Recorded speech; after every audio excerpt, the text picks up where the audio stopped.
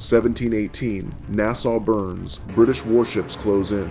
The harbor chokes with smoke, gallows rise from the sand, pirates scatter, some flee, some hang. Blackbeard is dead, his head swinging from a bowsprit. Charles Vane awaits the noose. Anne Bonny and Mary Read sit in chains, condemned. But just 5 years earlier, they were building a nation. No kings, no crowns, just outlaws and a code. How did a ragtag band of mutineers, drifters, and drunkards defy the world's greatest empires to forge a republic of their own? And why did it all collapse in betrayal, vengeance, and blood? Act 1. Historical setup, war, collapse, and chaos. To understand the pirate republic, we must begin with the collapse of the world around it. The year is 1713. After a decade of brutal, empire-spanning warfare, the War of the Spanish Succession grinds to a halt. Britain, France, and Spain, once locked in global conflict, sign the Treaty of Utrecht. But peace brings ruin for many. Tens of thousands of sailors, privateers, and naval mercenaries, once licensed to loot enemy ships, are suddenly unemployed. The war is over,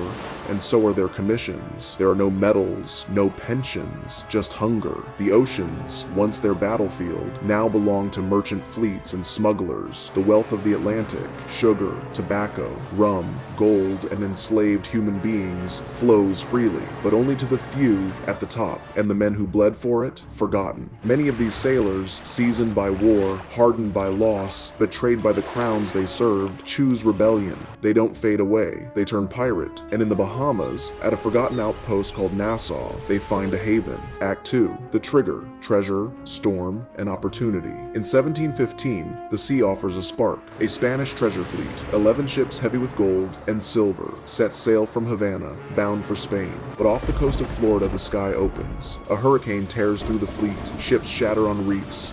Chests of treasure spill across the seafloor. News spreads like wildfire. This is the moment everything changes. Across the Caribbean, former privateers, deserters, and drifters rally their crews and sail north, not to help, but to hunt. Among them, Benjamin Hornigold, a former Royal Navy man turned rogue. He sees the Spanish wreck not just as a prize, but as a signal. Empire is weak, law is far. The time to strike is now. Soon others join him. Samuel Bellamy, Edward Thatch, soon to become Blackbeard. They raid salvage teams, they seize ships, but more importantly, they take Nassau. The port, abandoned during the war, becomes their own. Within weeks, it transforms into something extraordinary. Not just a hideout, but a pirate capital. And the next man to land there will turn it into a republic. Act 3. Character-led drama. The architects of anarchy. Benjamin Hornigold, the reluctant revolutionary. Once a loyal privateer, now an idealist pirate. Hornigold enforces rules. He refuses to attack British ships, clinging to the hope that one day he'll be pardoned. But in a world moving faster than his morals, that makes him a liability. Blackbeard, Edward Thatch. Part showman, part warlord. He lights fuses in his beard to create an aura of fire and smoke. But beneath the theater lies cold intelligence. He understands the value of fear, the power of myth. In Nassau, he becomes legend. Charles Vane Chaos incarnate. Vane has no illusions. He kills without mercy, obeys no code, respects no captain. He is the Republic's fatal flaw, a reminder that even among the free, some want only blood. Anne, Bonny, and Mary Read, who rewrote the rules. Disguised as men, they earned their place with cutlass and courage. To some, they were scandalous. To the crew, they were just pirates, equals in a brotherhood that, for a moment, allowed freedom to mean something. These figures don't just occupy Nassau, they define it. Their choices will build the pirate republic and tear it apart. Act 4.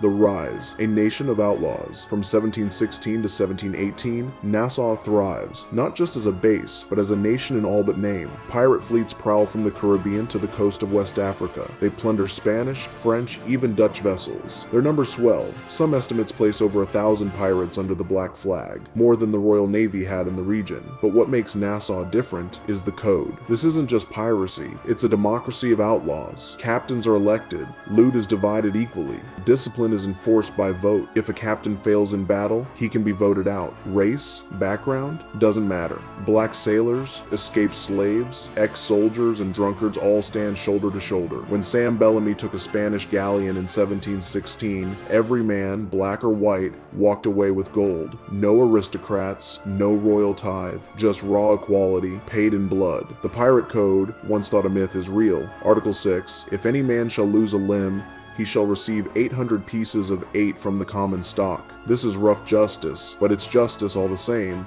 To the outside world, it's madness. To the pirates, it's freedom, and for a fleeting moment, they live it. Act 5. Peak and fracture. The Empire strikes back, but utopias don't last. By 1718, the British Crown can no longer ignore the bleed and trade routes and merchant panic. Nassau isn't a nuisance anymore, it's an existential threat. They send a man to kill the dream. Woodes Rogers, a former privateer himself, arrives with a fleet and an offer. Royal pardons for those who surrender, the noose for those who don't. Some, like Hornigold, take the pardon. They see a path back into civilization. Others, like Vane, laugh in Rogers' face. They will never kneel. Lines are drawn. The fragile unity collapses. Blackbeard retreats to Carolina, carving out his own empire. Vane descends into paranoia and cruelty. Mary Read and Anne Bonny vanish into the haze of betrayal and fleeing allies. The Pirate Republic fractures. The dream dies, not with cannon fire, but with splintered loyalty and fading belief. The noose tightens. Charles Vane is captured, tried, and hanged. His last words, "May the devil take me if I do not die like a pirate." Blackbeard falls in a battle that becomes legend. Shot 5 times, stabbed over 20, still fighting until the end. His severed head is hung from a British ship's bowsprit. Mary Read dies in prison. Anne Bonny disappears, her fate lost to rumor. By 1720, Nassau is retaken.